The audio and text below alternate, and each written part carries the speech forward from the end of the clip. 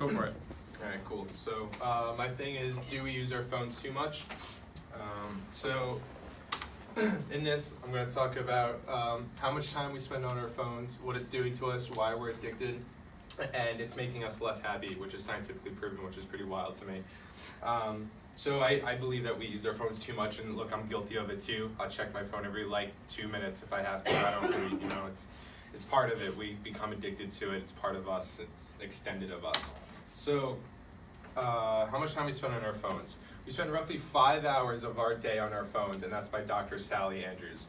So, if you're awake, say, 15 hours out of the day, a third of your day, which is spent, it says in here, is on your phone. So, researchers also installed an app. They did a study. So, researchers also installed an app on each of the participants' phones that record how much time they actually spent using the device during the 2 weeks. What did the researchers find? There was no correlation between estimated and actual smartphone use. The participants checked their phones an average of 85 times a day, each which was roughly doubled what they estimated. People usually say, oh, I check my phone 40 times a day. So, no. Researchers also found that more than half smartphone use, 55%, consists of short bursts of less than 30 seconds of activity, which, as Andrew suggested, may be sort of habitual behavior for many users. So it comes to a point where it's second nature for us to check our phone. It's, you're sitting there and you're, looking around, you're just gonna pull out your phone and look at it because like, oh, you know what I mean? So it's habitual, it's part of us now, it's extended of what we are. So what it's doing to us, which is doing a lot, which is kind of shocking. Smartphones can make us physically lazy, but new research shows they might also be making our brains lazy. In the study, researchers tested 660 people measuring their cognitive style and smartphone habits. They found that people who generally go with their guts when making decisions are more prone to rely on their phone search engines to make their own brain power. Logical thinkers who naturally lean toward more analytical thinking, however, use their phones to search for answers less often than intuitive thinkers. That was by Gordon Pennycook. He was a doctor. So what pretty much that's saying too is that we're relying on it too much, and again, I'm guilty of it too. I suck at spelling, and I've even gotten worse because I'm just like, oh, well, if I spell this wrong, I can't even spell definitely at this point. I always spell defiantly. So, I'll go and I'll even talk into my phone, I'm like, definitely, and it'll come up, I'm like, oh, that's how you spell it. Does it stick? No, because I know it's easy, I just do it again. So phones may be hurting health and happiness in more ways than one. Phones could destroy our posture, damage our hearing, cut into our sleep, may even carry more germs than a toilet seat, which is kind of gross. So damaging our hearing, which is pretty wild because you figure if you're always on your phone and listening to music, not listening to music is bad or anything, but if you're constantly watching a video or something or just using it, it's going to damage your hearing.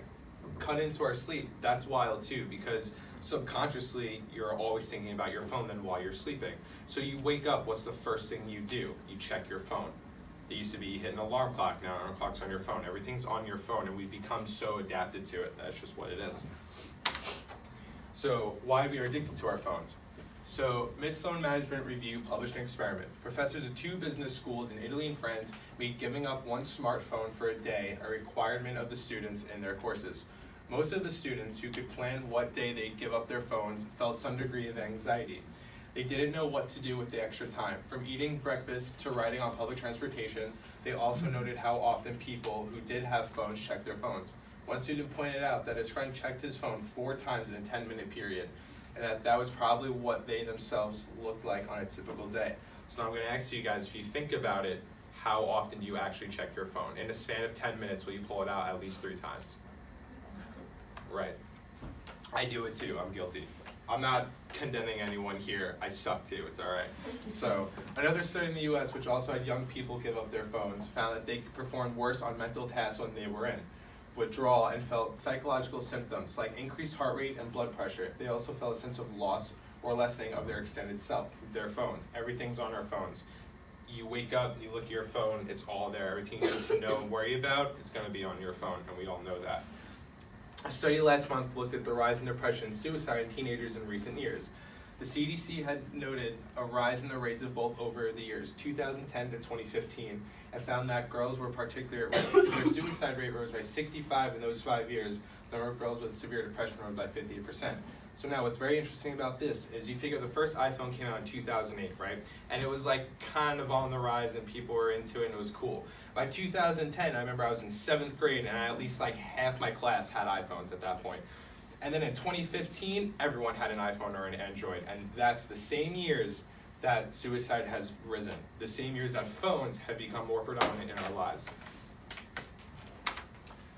So it's making us less happy. So a recent Kent State study links frequent cell phone usage with reduced levels of happiness and other undesirable outcomes in college students. Specifically, it concluded that high-frequency cell phone users tend to have lower GPA, higher anxiety, and lower satisfaction with life, happiness, relative to their peers who use their cell phones less often.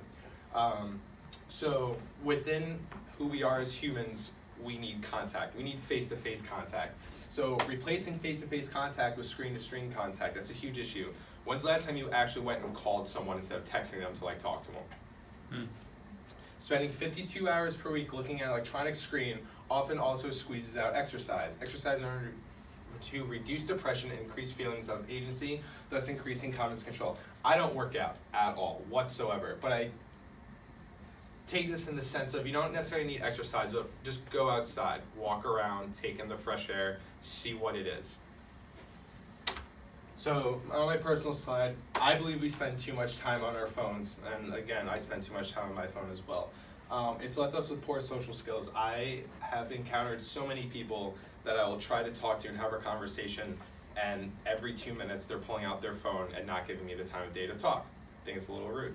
I also seen in my little cousin, she's turning 15 and she's addicted to her phone. She spends every minute on like Instagram, and she doesn't really have good social skills, but she can talk online to her friends across the country. Doesn't really make sense to me.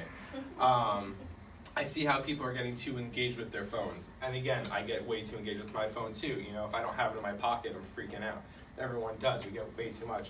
It's too accessible. Everything we need is on our phone. I remember when a phone was like a Motorola Razr, you know, the coolest phone ever, and you could throw, it wouldn't break. You could call and text, and that was it. And you had to go on a computer to check Facebook or Twitter or your emails.